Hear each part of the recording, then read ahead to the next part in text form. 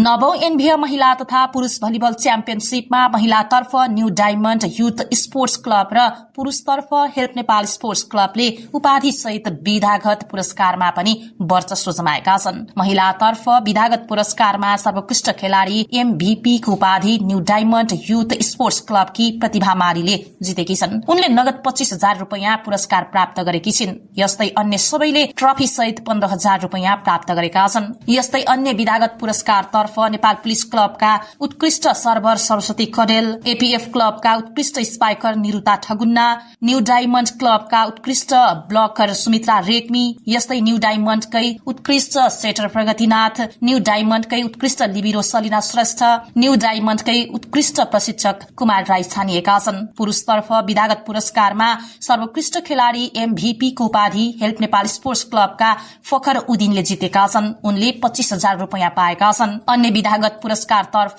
Help नेपालका उत्कृष्ट server चिरञ्जीवी खड्का, उत्कृष्ट स्पाइकर मुवासर राजा हेल्प नेपालकै, यस्तै त्रिभुवन आर्मी क्लबका उत्कृष्ट ब्लकर दुर्गा बहादुर खड्का, त्रिभुवन आर्मी क्लबकै उत्कृष्ट सेटर हरिहजुर थापा, नेपाल पुलिस क्लबका उत्कृष्ट लिबिरो भीमबहादुर गाहा, हेल्प नेपाल स्पोर्ट्स क्लबका उत्कृष्ट प्रशिक्षक उत्सव खड्का छानिएका छन्। प्रतियोगिताभर उत्कृष्ट प्रदर्शन गरेका खेलाड़ी र प्रशिक्षकहरूलाई विधागत पुरस्कार प्रदान गरिएको आयोजक नेपाल भलिबल संघले जनाएको छ।